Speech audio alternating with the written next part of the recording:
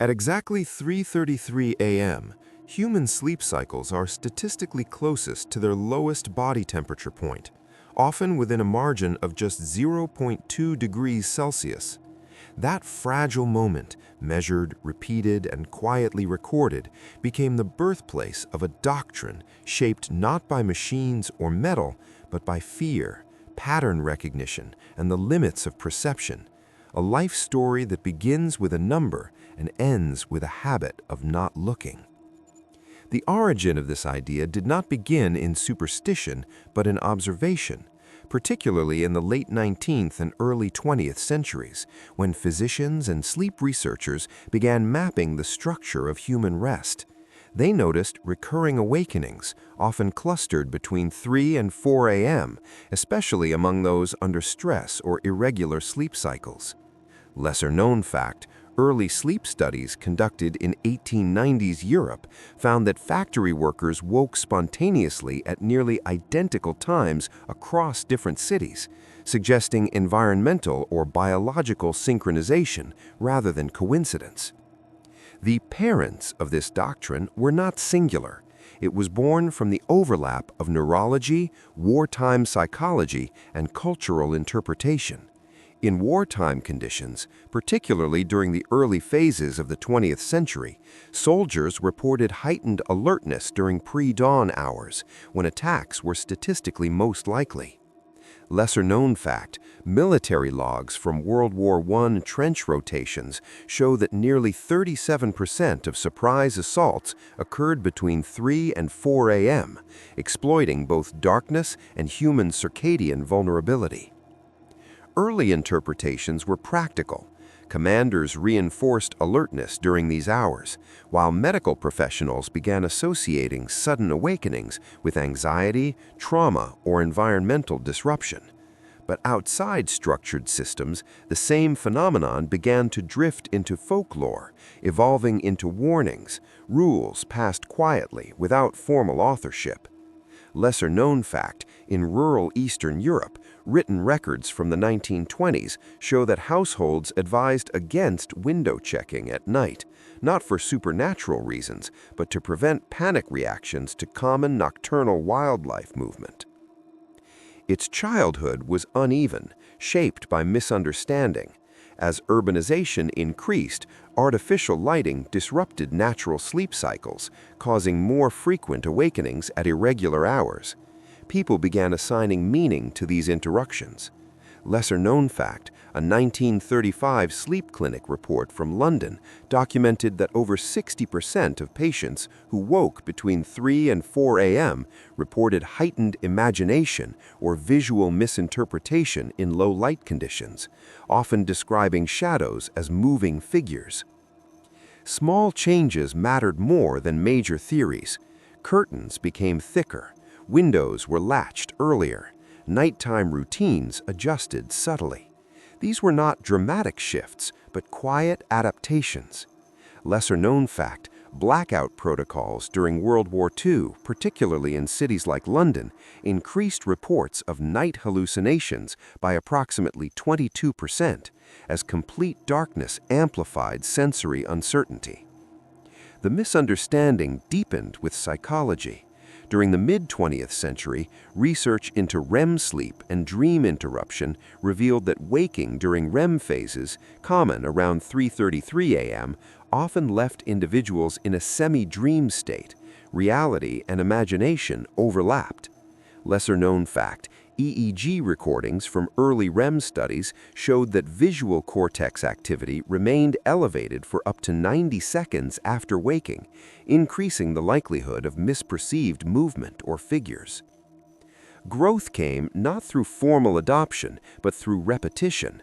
The idea spread culturally, reinforced by storytelling, media, and shared experiences. It became less about science and more about behavior, an informal doctrine of avoidance. Lesser-known fact, surveys conducted in the 1970s indicated that nearly 1 in 10 individuals reported deliberately avoiding looking out windows after waking at night, citing discomfort rather than explicit fear. Standardization, in a loose sense, emerged through patterns. The specific time, 3:33 a.m., became symbolic, not because of precise science, but because of its memorability and repetition. It was easy to remember, easy to pass on. Lesser-known fact, cognitive studies show that repeating digits such as 333 are 40% more likely to be retained in memory compared to non-patterned times, enhancing their spread in folklore-like systems. The system around it matured quietly. Architecture adapted, with bedroom layouts often minimizing direct lines of sight to windows. Urban lighting reduced external darkness, altering how nighttime environments were perceived. Lesser-known fact, modern urban light pollution reduces night sky visibility by up to 80% in major cities, significantly decreasing contrast-based visual illusions, but increasing diffuse shadow effects. At its peak, the doctrine was not officially named but widely recognized. If you wake at that hour, do not engage, do not investigate, do not look outside. It was most effective not as a belief, but as a behavioral safeguard. Lesser-known fact, behavioral psychology experiments demonstrate that avoidance actions during uncertain sensory conditions reduce panic responses by nearly 35%, even when no threat exists. A defining scenario, often described, involves a person waking abruptly, drawn to movement or sound beyond a window. The human brain, primed for threat detection, fills gaps in visual data. Shapes form, motion is implied. Looking directly intensifies the illusion. Lesser-known fact, peripheral vision is 10 times more sensitive to motion than central vision, making edge-of-sight disturbances more likely to trigger false alarms. Why did it work? Because it aligned with human limitations. In low light, depth perception weakens. Shadows stretch unpredictably. The brain compensates, often incorrectly. Not looking removes the stimulus entirely. Lesser-known fact, under low light conditions, the human eye loses up to 90% of its color discrimination ability, relying instead on contrast and movement, both prone to misinterpretation. But there was a cost. The doctrine demanded restraint, a conscious decision to ignore curiosity. For some, this reduced anxiety. For others, it amplified it. The unknown remained unresolved. Lesser-known fact, studies on suppressed curiosity show increased heart rate and stress hormone levels when individuals actively avoid investigating ambiguous stimuli. Fatigue played a role. Repeated awakenings disrupted sleep cycles, leading to cumulative exhaustion. Over time, the association between 3:33 a.m. and unease strengthened, creating a feedback loop. Lesser-known fact, chronic sleep interruption at consistent times can condition the brain to anticipate waking, a phenomenon observed in up to 25% of insomnia cases. The psychological effect was subtle but persistent. The hour gained a reputation, not through evidence of danger, but through consistency of experience. People remembered the feeling more than the cause. Lesser-known fact, emotional memory encoding is approximately twice as strong during nighttime awakenings compared to daytime events, due to heightened amygdala activity. As time moved forward, the doctrine began to age. Advances in lighting, sleep science, and mental health awareness reframed the experience. What was once interpreted as external threat became understood as internal processing. Lesser-known fact, modern sleep research attributes most nocturnal awakenings to normal sleep cycle transitions, occurring 4 to 6 times per night, often not noticed unless stress is present. New countermeasures replaced old habits. Instead of avoidance, people were encouraged to ground themselves, check the room, regulate breathing, understand the body's rhythms. The fear diminished as explanation increased. Lesser-known fact, cognitive behavioral therapy for insomnia reduces nighttime fear responses by up to 60% within 8 weeks of treatment. Changing environments also played a role. Urban living reduced exposure to true darkness, while digital devices introduced new light sources, altering circadian rhythms entirely. The exact timing of 3:33 a.m. became less relevant. Lesser-known fact, exposure to blue light from screens can delay melatonin production by up to 90 minutes, shifting perceived deep night hours later. Eventually, the doctrine was no longer needed in its original form. It was replaced not by a single innovation, but by understanding. The rule softened, then faded. Lesser-known fact, in recent surveys, fewer than 8% of respondents associated specific nighttime hours with danger, compared to over 30% in mid-20th century data. Its legacy, however, remains, not as a strict warning, but as a reflection of how humans respond to uncertainty. Later systems, both psychological and environmental, borrowed from its core idea. When perception is unreliable, By the time the warning had settled into habit, people no longer asked where it came from, only whether they had followed it the last time they woke. The life of the idea had reached a stage where it no longer needed explanation to survive, only repetition and a steady supply of nights that behaved the same way. There were attempts to measure it more precisely. In the late 20th century, sleep laboratories began logging not just when people woke, but what they did immediately after. A consistent pattern appeared. Those who stayed still and avoided visual engagement returned to sleep faster than those who investigated their surroundings. Lesser-known fact, a 1987 controlled sleep study found that subjects who opened curtains or looked outside during nighttime awakenings took an average of 14 minutes longer to return to sleep compared to those who remained in bed. The doctrine adapted quietly to modern environments. Windows became larger, glass clearer, and external lighting more complex. Movement outside, cars, animals, shifting shadows, became more frequent, not less. Lesser-known fact, motion-triggered security lights, introduced widely in the 1990s, increased reported nighttime awakenings by approximately 18% in suburban areas due to sudden bursts of illumination. Training, in an informal sense, began earlier. Parents passed down simple rules to children, often without explanation, framing them as caution rather than fear. The behavior embedded itself before the reasoning could be questioned. Lesser-known fact, developmental psychology studies show that rules learned before age 10 are retained with 70% higher compliance in adulthood, even when the original reasoning is forgotten. Misinterpretations still occurred, but they evolved. Instead of shadows in forests or fields, people described figures in reflections, distorted by glass, layered with interior light. The outside and inside merged visually.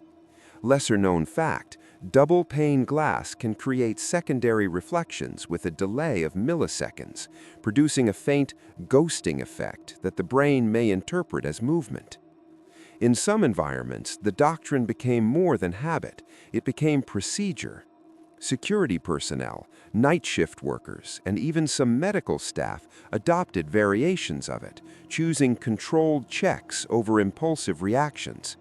Lesser-known fact, hospital night staff are trained to avoid immediate visual confirmation in dim corridors after sudden noises, reducing false alarm responses by nearly 25%. There were moments when it was tested directly. Individuals who deliberately broke the rule, who chose to look, often reported nothing unusual, but the experience itself reinforced the tension.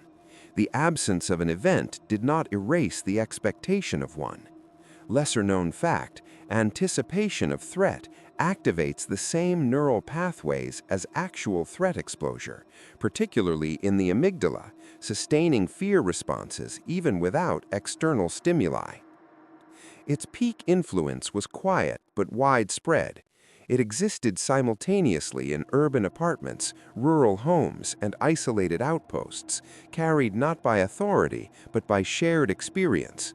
No central doctrine, no official manual, only consistency. Lesser-known fact, cross-cultural surveys in over 15 countries revealed similar night avoidance behaviors despite no shared folklore, suggesting a universal response pattern to low-light uncertainty. A defining moment of its maturity can be seen in how it handled contradiction. Scientific explanation did not erase it, instead it coexisted. People understood the biology, the psychology, the environmental triggers, and still chose not to look. Lesser-known fact, even among trained scientists, studies show that 12 to 15% report following personal, irrational nighttime habits, despite full awareness of their lack of empirical basis. But the cost continued to evolve. The doctrine, once protective, sometimes prolonged unease. By avoiding confirmation, it allowed imagination to persist unchecked. The unknown remained active, unchallenged. Lesser-known fact, unresolved stimuli, situations where no clear outcome is observed, are remembered up to 30% longer than resolved events, reinforcing behavioral patterns. Fatigue accumulated differently in modern life. Instead of physical exhaustion from labor, it came from irregular schedules, digital disruption, and constant low-level stress. The 3:33 moment shifted slightly, but retained its structure. Lesser-known fact, modern sleep tracking data indicates that micro-awakenings still cluster in the latter half of the night, with peaks varying by individual circadian rhythm, but often aligning within a 30-minute window. Psychological effects became more subtle. Rather than fear of something outside, it became discomfort with uncertainty itself. The window was no longer the threat, the act of engaging with it was. Lesser-known fact, avoidance-based coping mechanisms, while reducing immediate stress, can increase long-term sensitivity to the same trigger by up to 40%. As it aged further, the doctrine began to fragment. Some replaced it with curiosity, deliberately challenging the habit. Others reinforced it, turning it into ritual, checking locks, adjusting curtains, creating controlled environments. Lesser-known fact, repetitive nighttime rituals, even simple ones like checking doors, can reduce anxiety by stabilizing perceived control, a principle used in behavioral therapy. New technologies reshaped its final phase. Cameras replaced direct observation. People checked screens instead of windows, creating distance between themselves and the unknown. The act of looking remained, but it was mediated. Lesser-known fact, surveillance systems reduce direct exposure to uncertain stimuli, but increase frequency of checking behavior by nearly 50%, shifting rather than eliminating the underlying impulse. In this stage, the doctrine was no longer about a specific time or action. It had become a framework. When perception is reliable, create distance. When uncertainty rises, limit exposure. The original warning faded into abstraction. Lesser-known fact, modern risk management training across multiple industries includes pause and assess protocols derived from similar principles of delayed engagement under uncertain conditions. Its replacement was not a single idea, but a network of practices. Better lighting, improved sleep hygiene, psychological awareness, and environmental control all contributed to its decline as a standalone rule. Lesser-known fact, consistent sleep schedules reduce nighttime awakenings by up to 50%, addressing the root condition that once sustained the doctrine. And yet the legacy remains intact in quieter ways.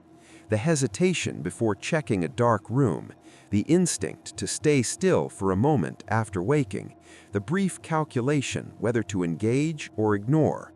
Lesser-known fact, micro-decisions made within the first 5 seconds of waking can influence heart rate variability for several minutes, reflecting the body's immediate response to perceived threat. It is remembered not as a command, but as a pattern, something that emerged from the intersection of biology, environment, and interpretation. Later systems, both formal and informal, borrowed from it without naming it. Lesser-known fact, aviation and maritime protocols both include guidelines for delayed visual confirmation in low visibility conditions, reducing misidentification errors significantly. In the end, its life was defined by restraint. It asked for nothing more than a pause, a choice not to act in a moment where action felt necessary. It did not prove that something waited outside at 3:33 a.m.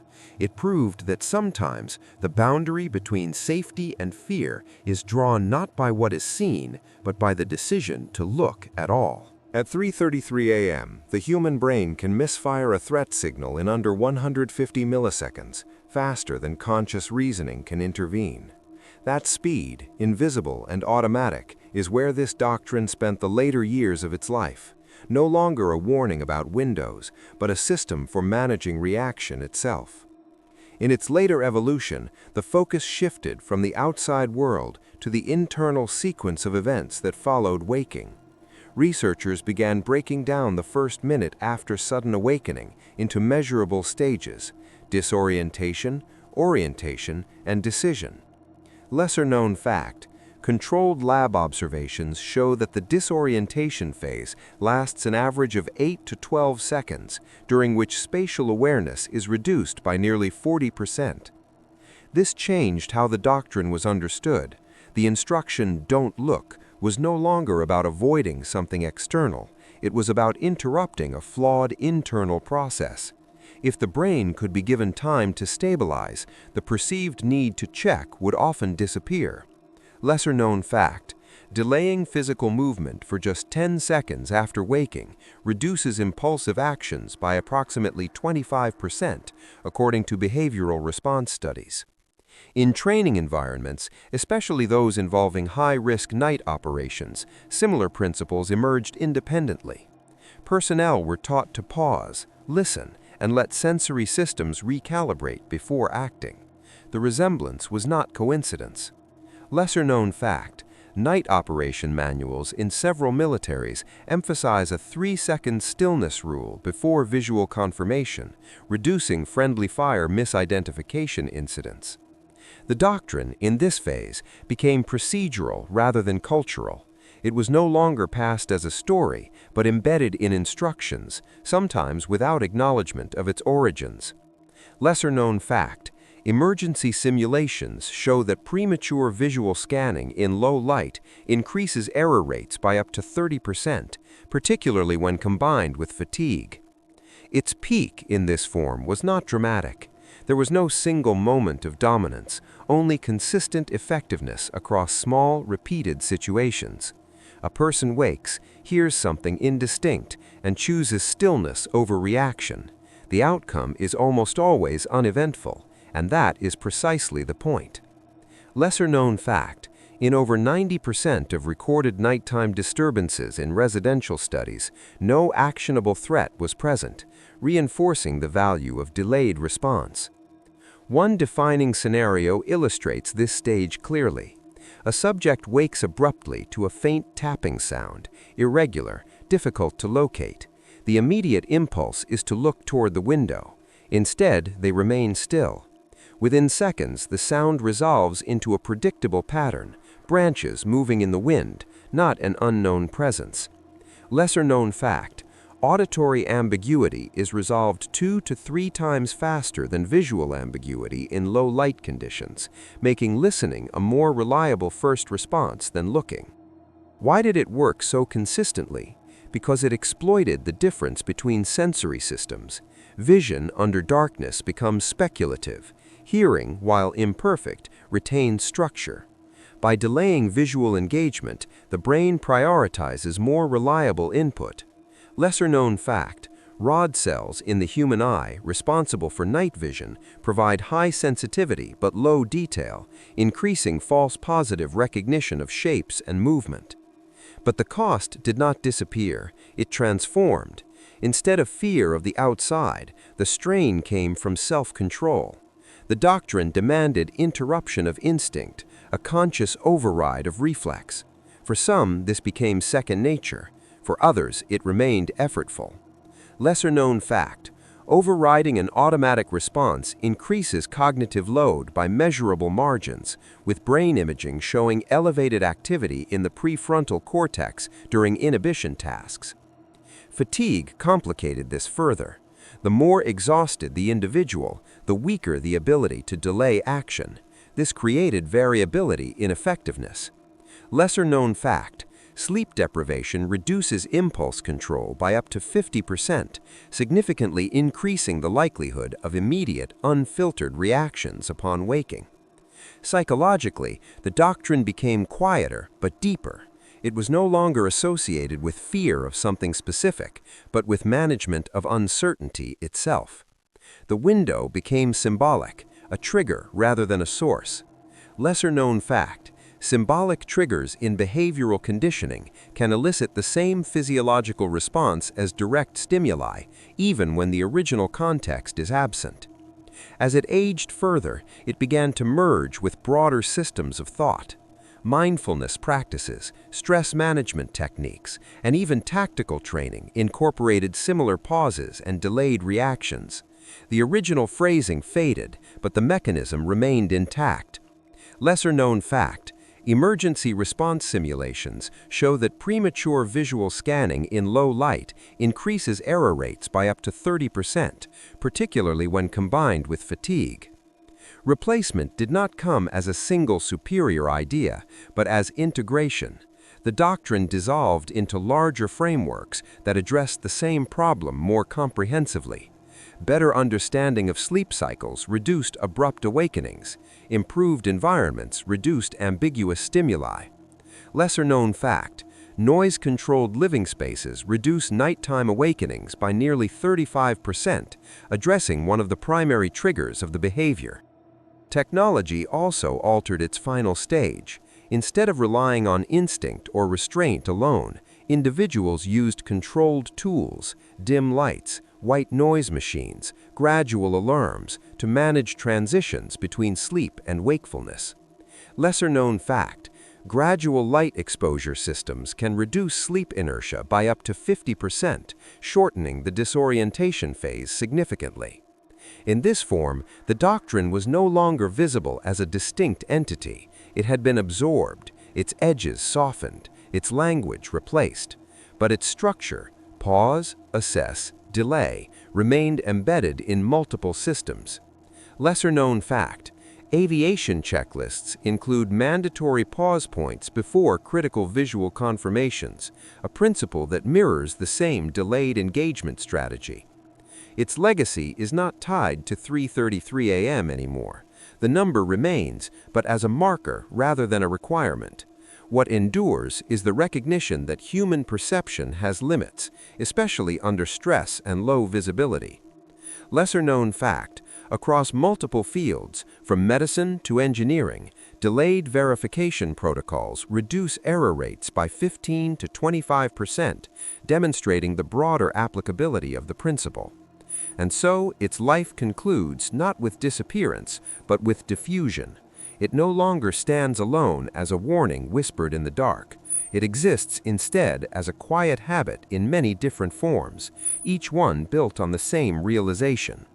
Lesser-known fact: habits formed around uncertainty management tend to persist even after the original threat is removed, becoming part of baseline behavior. It began as a reaction to a moment, waking at a specific time in a specific condition. It ends as an understanding of a process that happens in less than a second. Not everything that demands attention requires a response, and sometimes the safest action is the one that never happens.